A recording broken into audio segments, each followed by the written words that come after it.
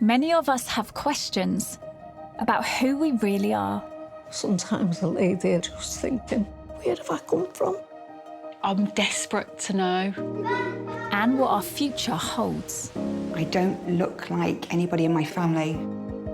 Now, amazing advances in DNA technology mean those questions can be answered for the very first time. You were in a concentration camp when you were a kid. From 9 months old. From our families I didn't think that my parents were secretive. to our ancestry My whole life I've not known. Where am I from? to our health. It's really crazy for a blood test to decide my future. Working with leading geneticists, genealogists and doctors, We have the results. we're going to help people unlock life-changing secrets Wow. If my dad is capable of doing this stuff, does that mean I am? through the power of a DNA test. This is going to be the hardest case I have ever been involved in. Our DNA doesn't lie. Oh my goodness. It was really clear. Really? But are we ready for the truth? Oh my God.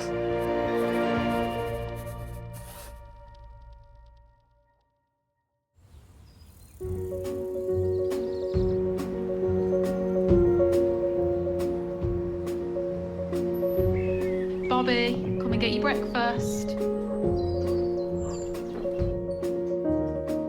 Nearly 1 million children in the UK were born to one-parent families in the 1980s.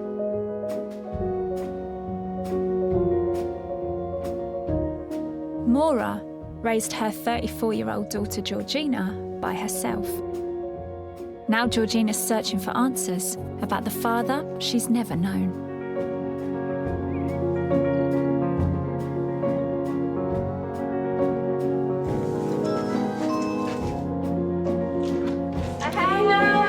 Yeah, come on in. Thanks ever so much. Hello. Hello. Can I take my shoes off? No, don't worry, just come straight in. Nice to meet you. And babe. you. Am I all right? Yeah, I'm fine, thanks. Yeah. Georgina, talk me through what you're trying to find out. My mum met my dad on holiday and found out she was pregnant when she got home. I want to find out the answers to him and where he is and if he's still alive. So it's like a holiday Romance. romance. Yes. Tell me more about that, Moira. I was 36 years of age, footloose and fancy-free, and went on holiday on my own and met this gentleman. The first day of the holiday, I'd been to the beach and came up to the nearest restaurant, and this waiter came to take my order, but he was Portuguese.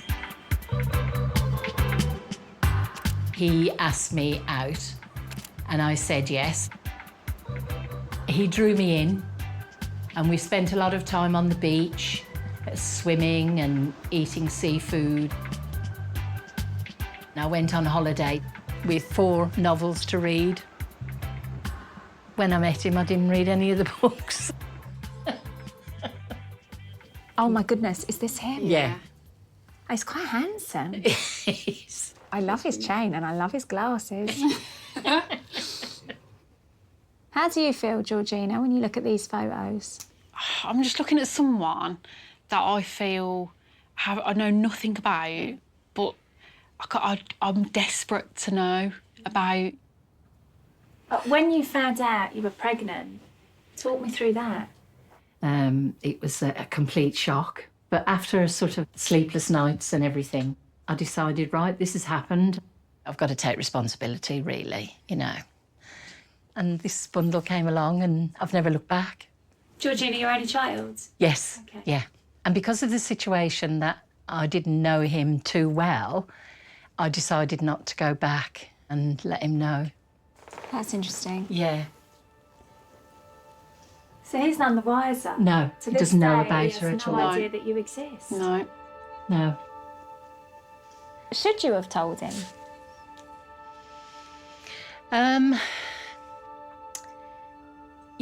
I should have told him and given him the opportunity. But then again, you've got that other fear of rejection. Yeah. So I decided just to be mum and dad at the same time. I played it very safe, really. Probably selfishly so, in a way. So you made the decision, I'm going to do it on my own. When Georgina arrived, love at first sight? Oh, absolutely. Yeah, every doubt, everything went out the window. That was it. And I just dedicated my life to her. Moira, lovely to meet you. Thank you And again. fingers crossed. See you later. See ya. Your mum's really good fun. Yes, she is, yeah. And you're sort of quite close. Yeah, yeah, especially because it's just been me and her, so nice upbringing with my mum, yeah, it was lovely. How do you feel about the fact that your mother never told your father that she was pregnant with you? So I guess a part of me thinks that maybe my mum could have told him. So yeah, definitely when I got to my teenage years, I did feel like there was a void. You know, you naturally can clash with your mums.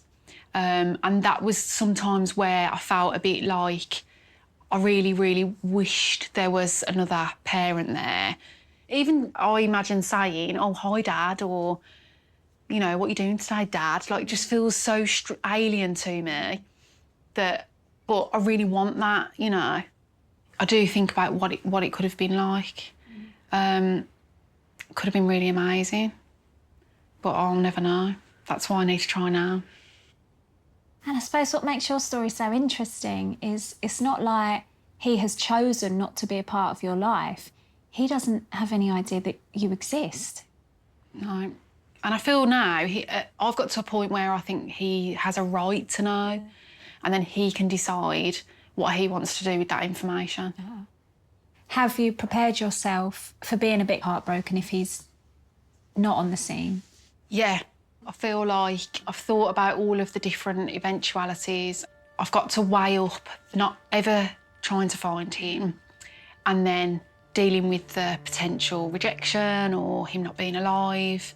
And I'm ready and prepared to find out either way. I need to know.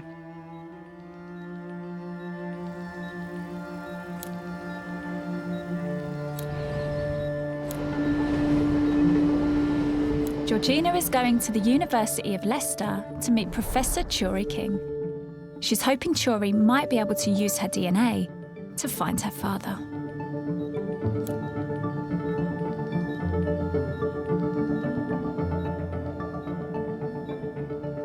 Hello. Hello, it's lovely to meet you. And you? Okay, how can I help you? What would you like to know? I'd really like to know if my father's out there and alive today. Okay, so what do you know so far? So he's a man that was from Portugal, and that's where my mum met my dad. So do you know anything more about him? Not really. Okay. Hardly anything. Right. So what we're going to do is we're going to tackle this in a couple of ways. Okay. So first will be getting your DNA. Yeah. And what we can do is we can put that into genealogy databases worldwide. Okay. And what we're going to be doing is we're going to be looking for somebody who shares DNA with you. There's an issue with the fact that your biological father comes from Portugal, and that's because so few people in Portugal take these DNA tests. And so we'll also use the old-fashioned detective work because you have a little bit of information about him. You know sort of where he was. Yeah.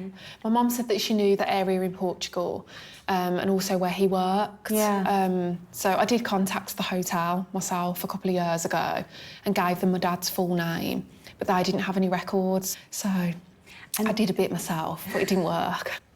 I'm hopeful that we'll be able to at least start to give you some answers. Yeah. If my biological father hasn't done a DNA, would you, but other people, say from the wider family may have, could you narrow him down that way, or? Yes. You can? Yeah. It's about trying to build the family trees and then you work back down again. So have you got people who will kind of hold your hand as you go through this? Yeah, my husband is amazing. I know that I've got a really good support network behind me. That's good. And you know that you've got, you know, our team here, Yes. social workers and counsellors. Yeah. Don't hesitate, just contact us. Okay. So we're going to throw everything at this. I just have to prepare you for the fact that we might not find your biological father. Are you ready for that? I wouldn't have any regrets, and I think this is what I've got to do. I have to do it now because I've wanted to find out for so long. Chori and the team will now analyse Georgina's DNA to see if any matches on the databases might lead to her father. Perfect. Thank you. She'll get her results in 8 weeks.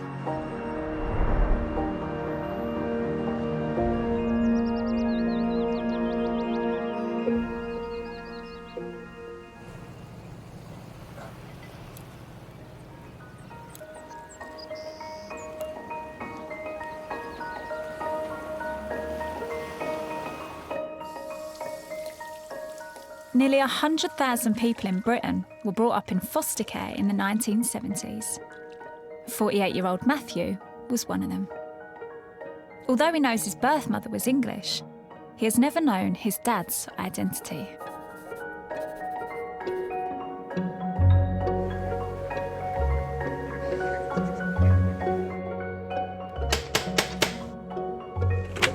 Hey, how are you, Matthew? Good, how are you? Welcome. Nice to meet you. I'm Stacey. Come on in. House is lovely. Oh, thank you. This. Would you like a drink? Yeah, I'll have a drink. I'll have a cup of tea. Thank you.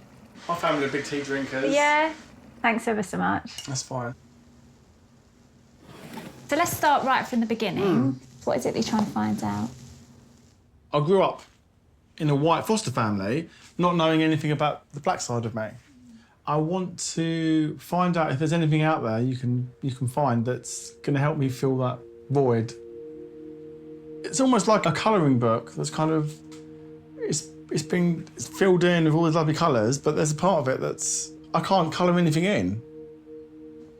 I'm right in thinking that you know that your biological mother is a white woman. Yeah. What do you know about your biological father? Very little. I've been told that he's black. And that's it. It's really, really little. In care, I had a social worker, and they give you a book. Right, that yeah. kind of gives you a bit of background on your identity. So I've got it over here, actually. Do you want to have a little look? Am I right to have a nose? Yeah. You can, yeah. There you go. Oh, my goodness, Matthew. When I first came here, and this is you. Oh, my goodness. Yeah. Age 10, I think that was. And how do you feel when you look through this book? It's got a bit of history in there about the white side of my family, but the black side, there wasn't anything to talk about. Obviously, when I open that up, that void, it's, you know, it's becomes apparent again, doesn't it? You're brought up by your foster family. Yeah. Tell me about them. So they're my family, so I don't feel, looking back, I don't feel as if I missed out on a family, which is incredible. My foster mum gave me foundations to get through life. Yeah, so she was 18. Am I allowed to have a look? Of course you are, yeah. What's her name? June. Yeah. And actually now you're a foster dad. Yeah. Which is incredible. Well, it's kind of a little tribute to her as well. Yeah.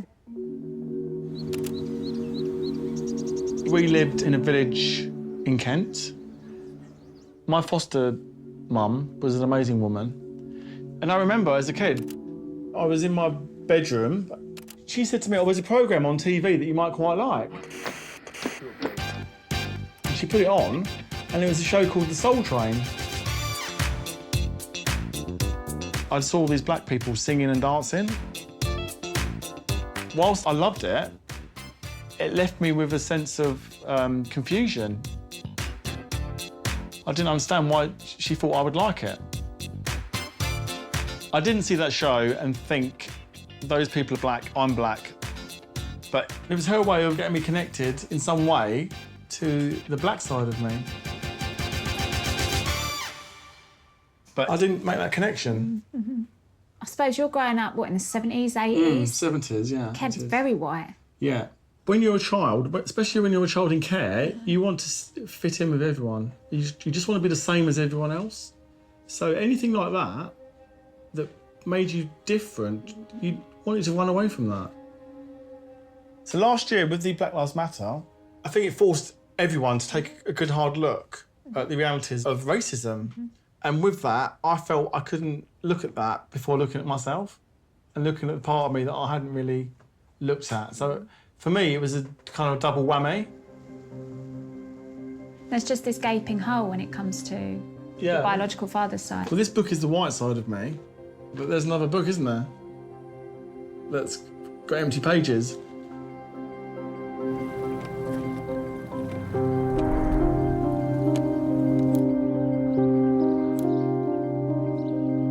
How are you feeling? You ready? Yeah. Matthew and his partner Raphael are at the University of Leicester to meet Churi. And Matthew's hoping that by analysing his DNA, Churi might be able to discover the truth about his ancestry. Hello, come on in. Thank you. It's nice to meet you. Nice to meet you too. So how can I help you? So I grew up in foster care.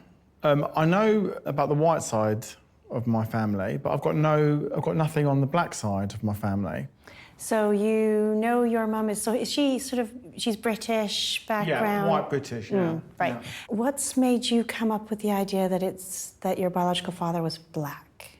So I was told that by social services. I've been told that my father was from the West Indies, could be Jamaican. That's kind of all I know, really. So I know that because so many people came over from the Caribbean, many from Jamaica. Yeah. Many children in foster care were told their parent was Jamaican. Oh. That was not uncommon. I'm clearly mixed race, so yeah. That is one of the really interesting things about skin pigmentation. We're such visual creatures, it's like our eyes are almost tricked. Within any one country, you will find a huge range of skin pigmentation, such that looking at somebody's pigmentation, you can't say which country they come from. So, for example, looking at you, I would go, I have no idea. It could be from the Caribbean, or it could be, from South America. It can be anywhere in towards, Middle East. So you can imagine my holidays have been really interesting over the years. Wherever I go, people think I'm from their country. Yeah. Well, and that's precisely it. Yeah, everywhere. Yeah. So it sounds like really your question is, you want to know something about your ancestry and about your father's side. So what we do is we'll get you to take a DNA test. We compare your DNA with populations from various parts of the world. I'm actually pretty confident that we will be able to give you some sort of information about where your biological father is from. Exciting. It can throw up some unexpected results. Okay. So have you got people to support you? Yeah, I've got a really good network. I think it means a lot to me to give it a go, to have a look. I owe it to myself. Churi and the team will now start analysing Matthew's DNA against the 30 million people on worldwide databases to see if they can pinpoint where his father was from.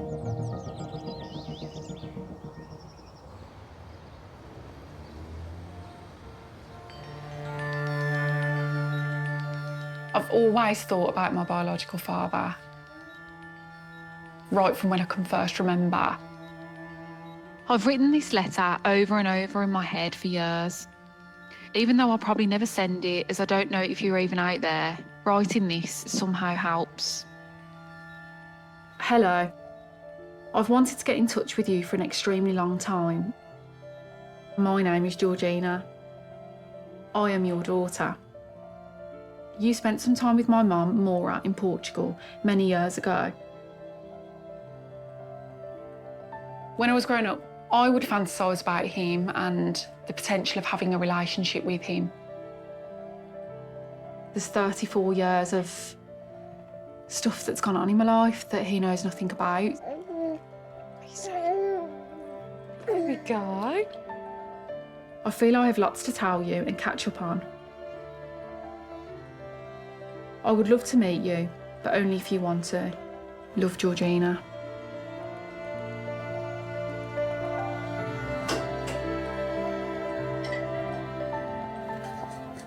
Becoming a parent has definitely made me think about my dad more.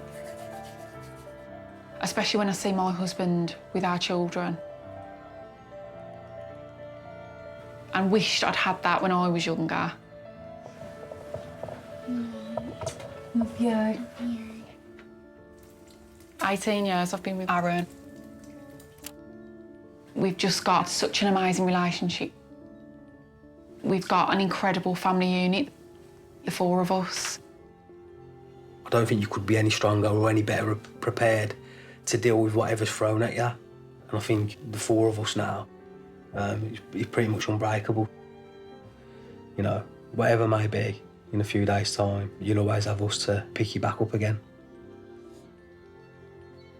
Whatever outcome it brings, I've got 3 amazing men in my life to help me if I do find the answers difficult.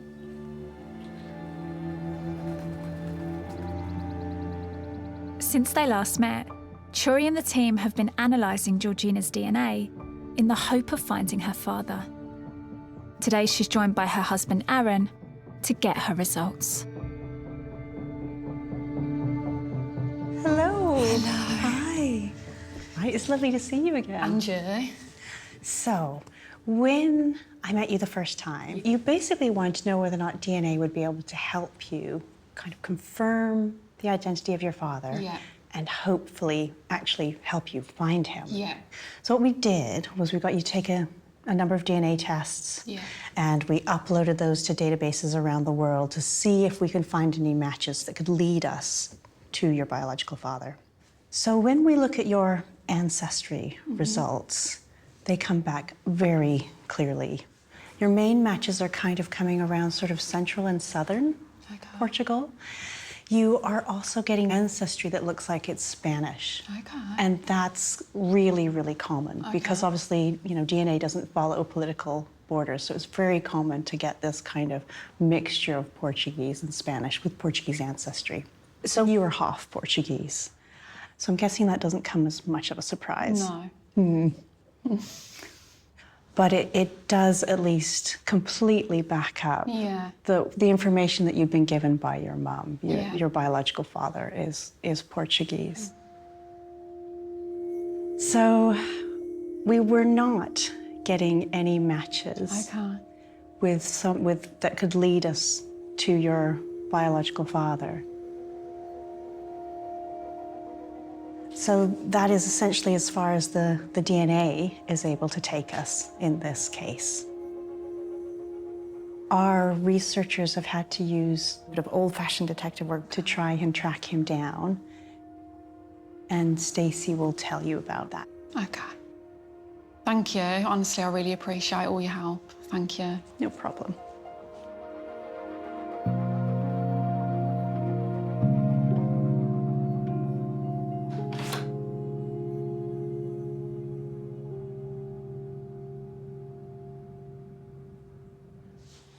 Georgina, how are you? I'm good, thanks. How are you? Lovely to see you. And you? Lovely. Hello, Thank Aaron. you. Hi, Stacey, okay? How are you, mate? All I'm right? fine, thank you, yeah. Good. So, first of all, how are you feeling? Half Portuguese. Yeah. Your mother's account was accurate. Yeah. So it's so who... there's no shock. Exactly, it's Yeah. who we thought it was. Yeah. So in an ideal world, we would have loved to have been able to clarify that the man we believed to be your father is through DNA. That wasn't possible. Yeah. So we got a Portuguese social worker involved. Okay. We found the man that we believed to be your father.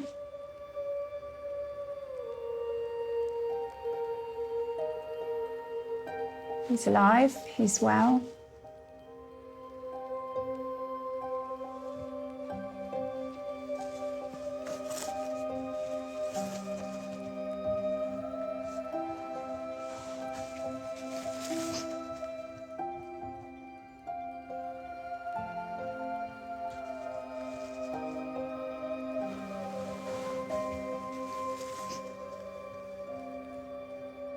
You tell me when you're ready. There's so much to take in. You know, we don't underestimate it. It's massive, right? We get it. Oh my God. Yeah. Okay, I'm ready, yeah. So we were able to converse with him. We showed him your mother's photos. Yep, that's me in the photos. Did you work in this resort? Yes, I worked in this resort. And then when we said to him, Georgina, why we were in contact, you know, we think that you've got a child in the UK, he then told us that it wasn't him. And he said, I think you've got the wrong person.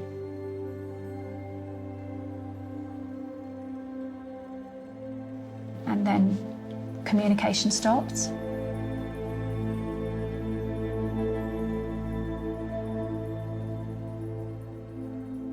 Okay.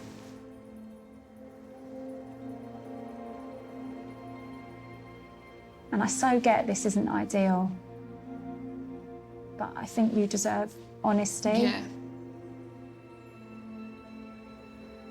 And this is the truth. This is what the situation looks like now.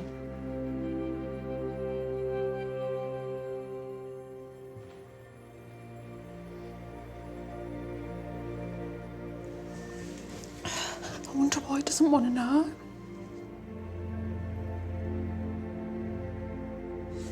If he never ever wants to know, then I feel like that's his loss. Because she's an amazing woman. Agreed.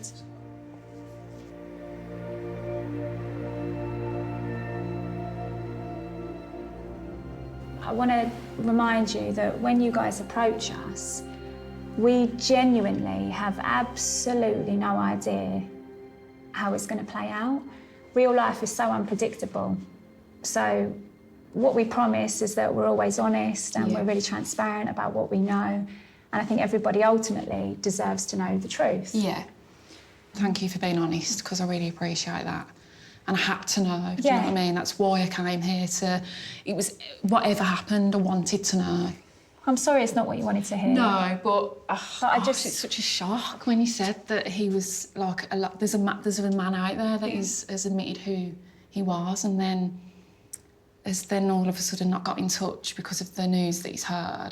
I can't believe he's got so far into saying that it was him and he recognised himself on the photos, but then has obviously got scared, and I guess it is a lot to take in, isn't it, really, from his perspective, but it's also a shame because there is someone out there, you know, that is my dad.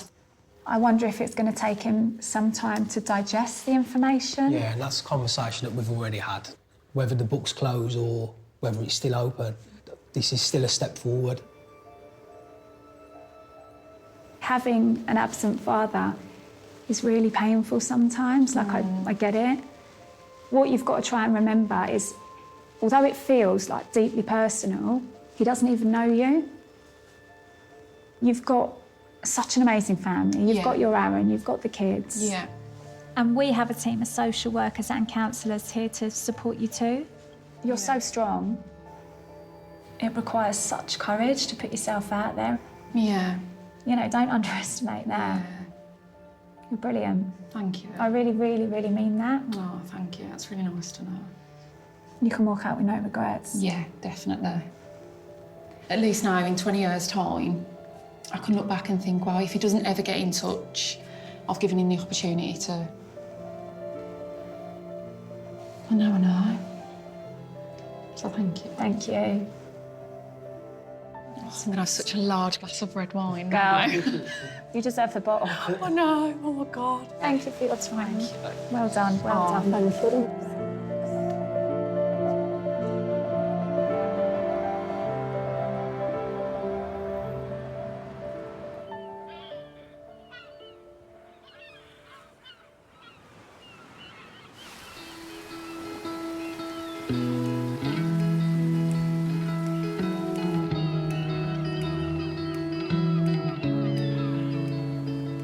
I'd always dreamt of having a family of my own. Like excited sort of feeling.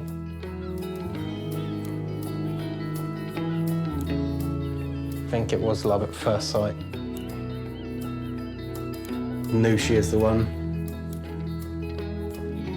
When I first met Richie, I thought he was a bit of a hunk. It was his profile picture on Facebook that sort of... He just looked really sophisticated, like, you know, reading a book on the train. Been together for about 1.5 years before I fell pregnant with Arlo. Once we'd come home from hospital, after a few days, he started to become a bit poorly. 4 months after Arlo was born, Michaela and Richie discovered they had unknowingly passed down a potentially deadly DNA mutation. Now Michaela is about to give birth to their second child, a baby boy. They can only find out if his DNA also carries the condition after he's born.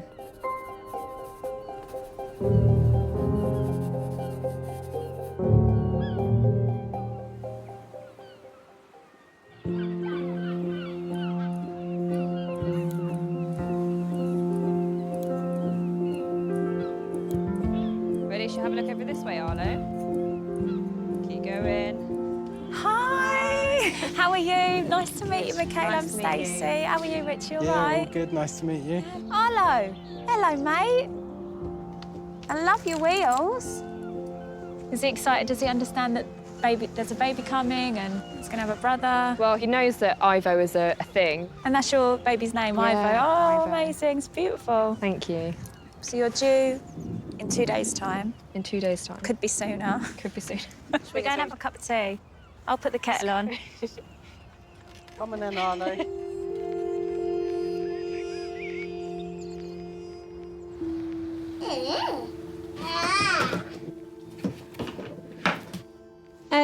Why don't we just go right from the beginning? How long have you been together?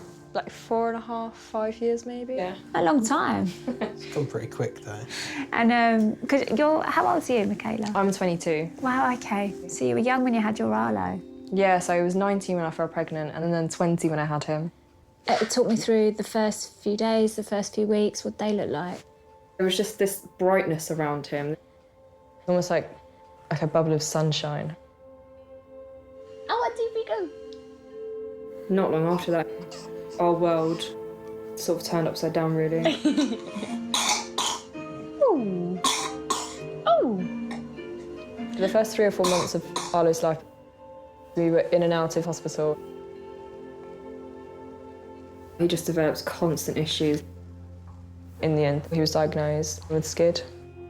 The genetic mutation that Arlo inherited is known as SCID, severe combined immunodeficiency, also known as bubble baby disease. This disease means he has no germ-fighting abilities. Exposure to viruses and bacteria that healthy children normally cope with would be life-threatening. Only around 1 in 50,000 babies are born with the rare condition, which severely weakens the immune system, making it impossible to fight off infection. The outside world is contagious, essentially. We went into isolation for months and months. You're stuck in this room. What are you doing? When I found out that I was the carrier, I felt this massive sense of guilt.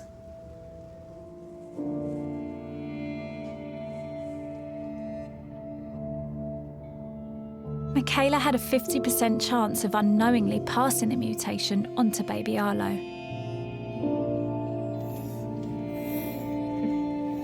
But doctors were able to use cutting-edge gene therapy to give him a healthy gene that would allow his immune system to start working. Arlo was the first child at Great Ormond Street to go under this new treatment of gene therapy for SCIDs. And then finally, he was given the all clear.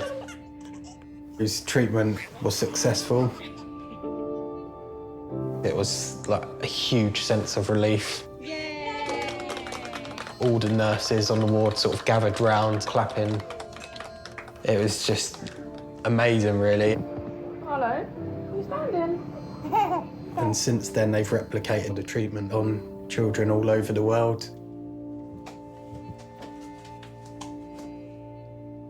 The treatment was successful for your Arlo, which is incredible, and you're elated. and then you fall pregnant. Yes. And you find out you're having a little boy, and you're thinking, here we go again, potentially. So if Ivo does potentially have SCID, we have to relive it. Gene therapy might not work. It's the anxiety surrounding it all. And you just feel like you're not strong enough to go through it all again. That's the thing, like, it must have been so hard because, you know, you're a young family. Yeah, like, it's so hard the first time round. Our family wanted to see Arlo and stuff, but we just had to point blank just refuse. No one can see him. He's not allowed to see anyone. And I think the first year of him growing up, never seen children before. That was it. We were just so used to being at home and doing nothing. Weeks, months, days on end. There are parallels to be made, I suppose. You know, we have a tiny idea, some of us, of what it's like to self-isolate, but this was your reality. People can relate now, but we was living through that day in, day out beforehand. It's such a unique situation, isn't it? Yeah. You can't put into words how important it is. If we get the all clear, we'd be so happy. It'd just mean everything to us. There's a 50% chance baby Ivo will carry the genetic mutation in his DNA. If so, he'll have to spend months in isolation at Great Ormond Street in the hope that gene therapy might save his life.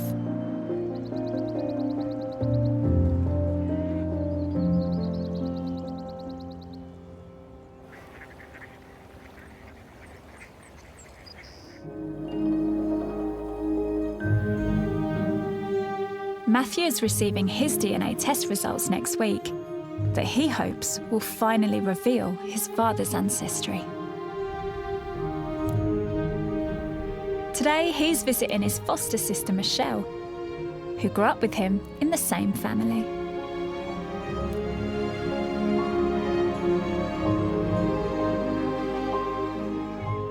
So why do you think that you haven't done this sooner? I think because we had such a stable upbringing, didn't we? It was a proper family, wasn't it? At the time, I didn't think I was missing anything. All we wanted to do as children was to settle in and fit in and to be loved, wasn't it? Mm-hmm. So for you to do anything outside of that, including looking into your heritage, you felt would have made you stick out a bit more to everyone else, be a little bit different to everyone else. And I felt like that anyway, but so I didn't want to do it anymore.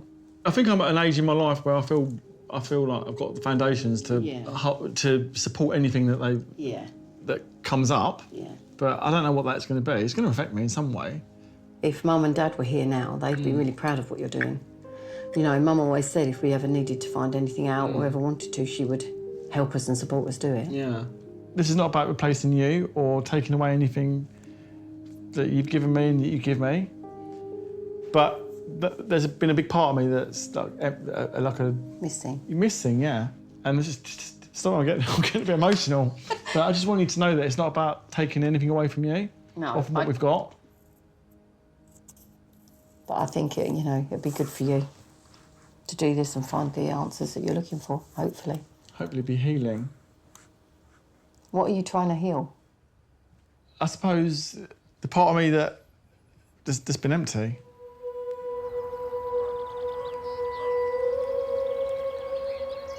As a young man growing up in the 70s, 80s, there was lots of racism around. I was called all kinds of names. I got called the P word quite a lot. As children, if we don't have an identity, we kind of hold on to whatever we're given. And I spent most of my life forging my own identity and becoming my own man. The only missing part is the black side of my very existence that I know nothing about.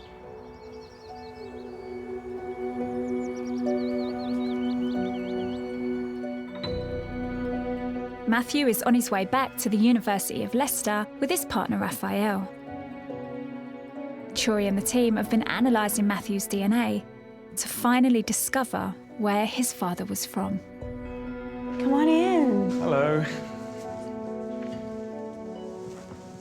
It's lovely to see you again. Nice to see you too. Your question was really around your ancestry. You knew that your mum was white, English. Yeah. But I know you had questions around the ancestry on your biological father's side. So I know that you were told that he was Jamaican. Now, people from Jamaica have got really mixed ancestry, and that's because of the history of the island. So it was plantation economy, and the laborers who worked on those plantations were mainly African. So let me show you on a map. The majority of slaves that were brought over from Africa were from this area, so in with Nigeria and all sort of this west coast of Africa. So that's essentially where I am expecting to find matches for you if your father was Jamaican. That's not what we were getting. Your main matches on your father's side are here. Oh, wow. Okay. Your strongest matches were East Africa. Madagascar, Mozambique, Kenya. But also places like the Philippines, Indonesia, Thailand, China. Wow. You're also getting matches in France. So you actually have this really wonderful mixture of DNA. But the results that we were getting time and again were really pointing very clearly to a particular place. Your father was not from Jamaica.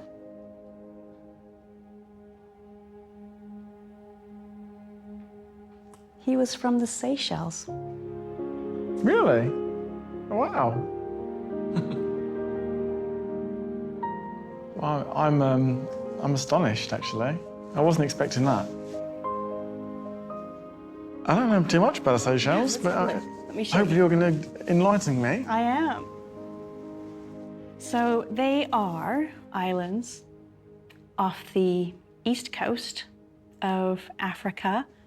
So not even inhabited until the 16th century, and not really sort of properly colonized until it was by the French in the 18th. So that with the French connection, but... Your matches are coming back as French Creole. French Creole? Creole from the Seychelles. Oh, wow. Yeah. Now, Creole essentially means a mixture of African and European. People who live there now are descended from slaves and freed slaves who were working on the plantations. So again, so these are things like, coconut, cotton, sugar plantations. But really fascinating history because you've got people from Europe. But we can also see from your DNA that you had a few ancestors from East Asia, sort of traders and adventurers who've got sort of, Arab, Persian, Chinese, Indian origins. Wow, that's really interesting, isn't it? It's like a new beginning for me, almost. For that half of me that, that was lying dormant. The surnames that you're getting in the family trees that you are matching are names like Paillet, Rivière, Morel, so French names. Those are the ones that are coming back in your family tree. Okay. Far more glamorous, isn't it? It's very glamorous. So the matches that you're getting are distant cousins. So it's very difficult to use that to start to be able to trace who your biological father is. Yeah. But obviously these databases are growing all of the time. It may well be that somebody pops up on the database who's a close relative. So much to think about. Thank you very much. You're welcome.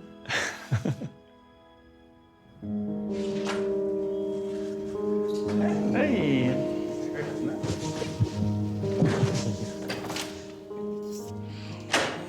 Hello. How are you?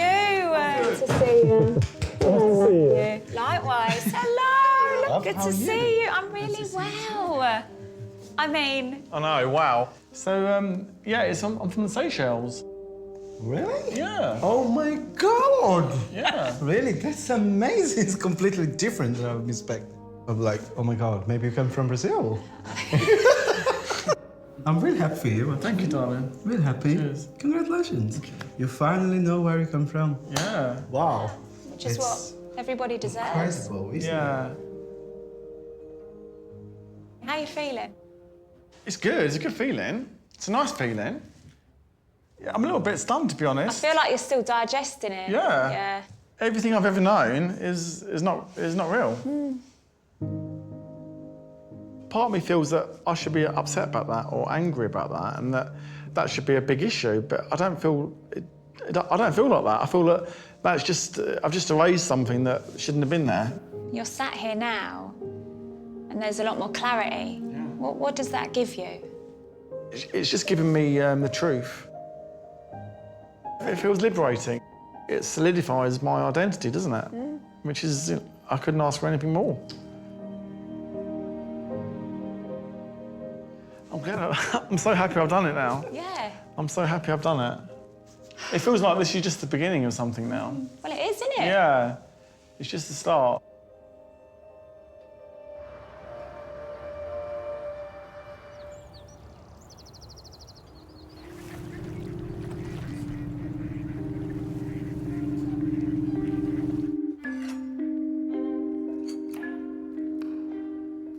So Turi called me, and now we've discovered that I've got a half-brother.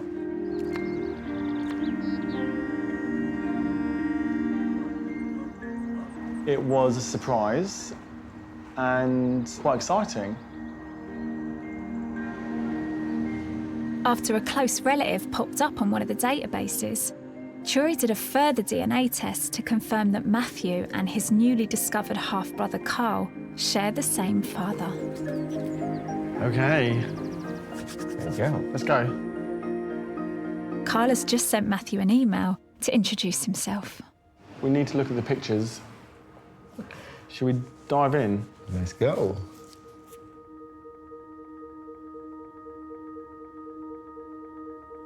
Wow. Wow. That is me in that picture. Yeah, it looks like me, doesn't it? He looks like me. Wow. That is incredible. And he really looks like you. I can see me there, can you? Yeah. In these eyes. And the line in front of that, in the front head, is the same. It's similar. Wow, that's so... It's really bizarre.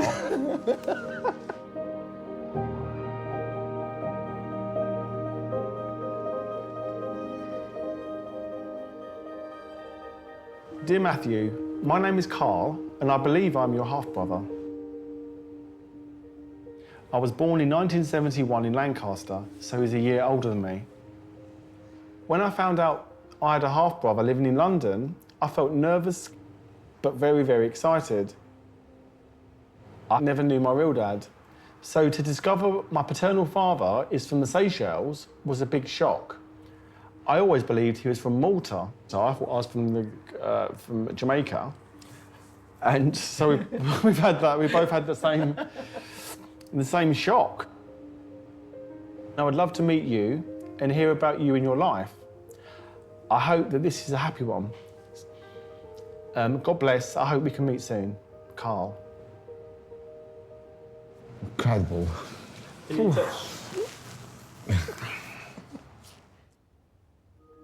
We've lived kind of parallel lives in some ways, but never known each other. I feel good. It feels like the next part of the chapter.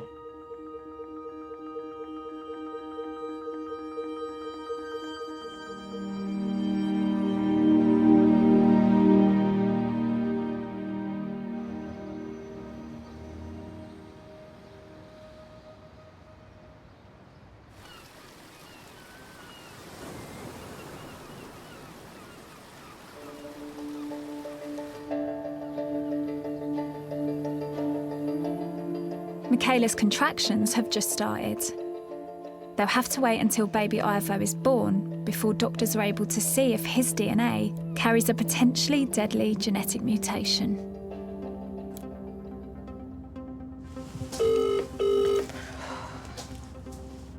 Hello? Hello, I'm just calling to check in, really. To be honest, the contractions they're not like really intense or anything, but Okay. I'm feeling quite anxious, to be honest, going in. So I'm trying to not let the nerves sort of get the better of me, to be honest. At least we're there now. At least we'll find out soon. So. Yeah. All right, speak to you soon. All right, bye-bye. All right, love you, bye.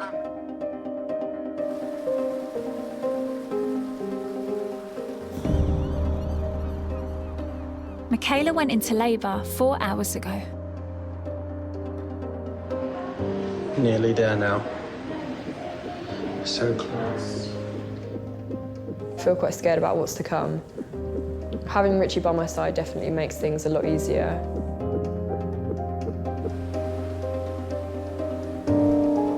I've never experienced anything as hard as dealing with this. I've dreamt about Ivo getting the all clear. It would be like winning the lottery.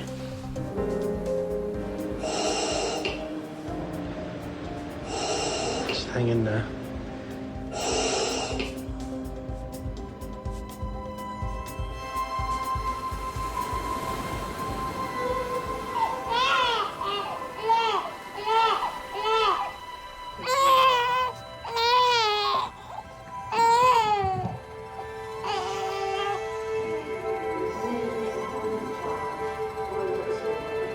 There we go.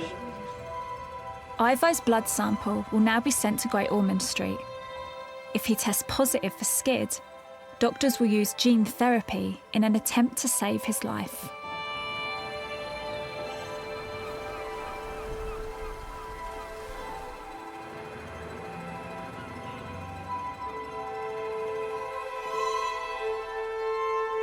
Michaela and Richie have hardly slept since baby Ivo was born.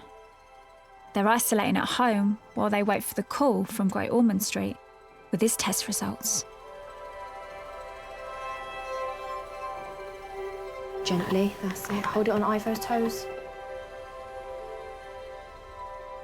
The wait for this result is just agonising. If he doesn't have SCID, we will just feel like a huge sense of relief. If we get the all clear, it means we can finally be a family.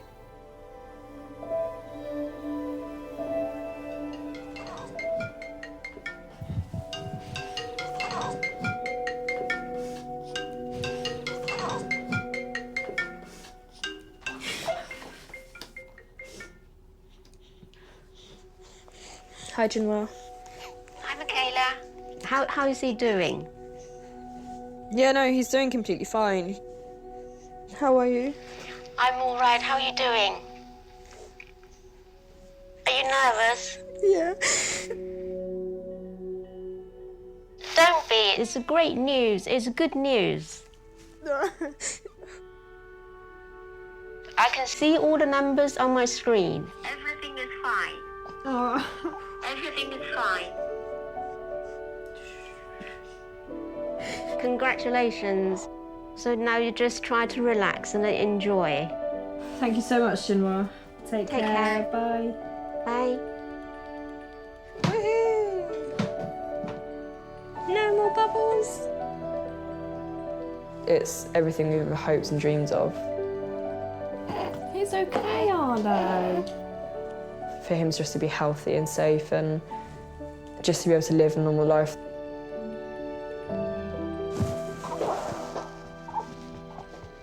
It's all over. We can be normal. Yeah. A whole weight's lifted off my chest. We can be free. Yeah. I'm so happy. I don't have to worry anymore. Hey, you okay?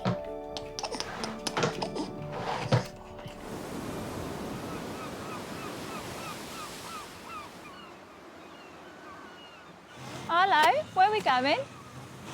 Going to the beach. Today is the very first time Michaela and Richie have been able to take their family to the beach. Freedom! Do you want to take some cash? Go on then, Trouble. Arlo's going to be kipping down here. I don't think you're going to get him home.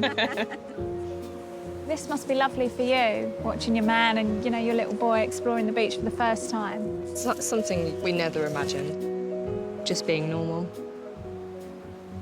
So in terms of the condition itself, both the boys are safe now? Yeah. Ivo doesn't have it. Arlo has it, but it's not something he can pass on. Right. That's it, it's over. It's almost like a brand new life.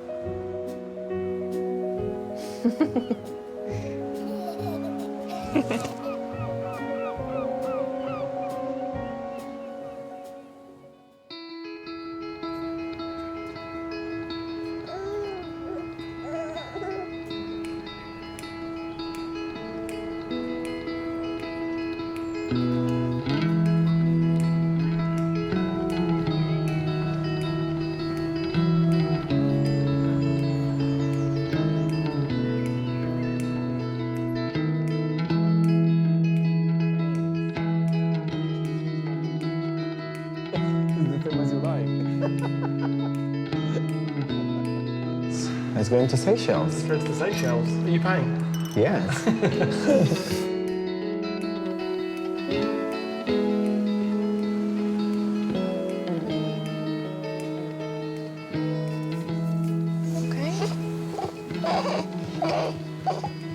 It's okay. Yeah.